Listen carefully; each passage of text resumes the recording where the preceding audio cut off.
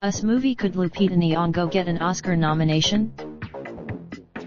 It's only been a month since and now we're making you read about the 2020 Oscars?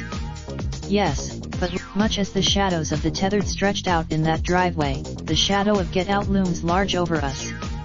Peele's debut film, still, the fear of a sophomore slump may be overblown.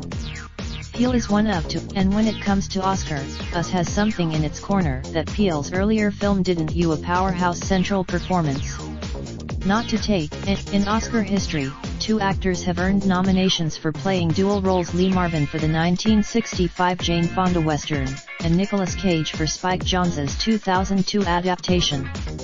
Both played brother. Skeptics of a Lupita nomination can point to as a cautionary tale. Colette too was that both Nyongo and Peele are past winners surely helps overcome any institutional bias against horror, as well. As I mentioned, ultimately, much of Nyongo's Oscar chances rest on something that has nothing to do with her performance. The strength of next year's field. Kaluuya earned Raindrop, truck top, smoking, no cooking the hot pot. Fucking on your bitch, yeah, that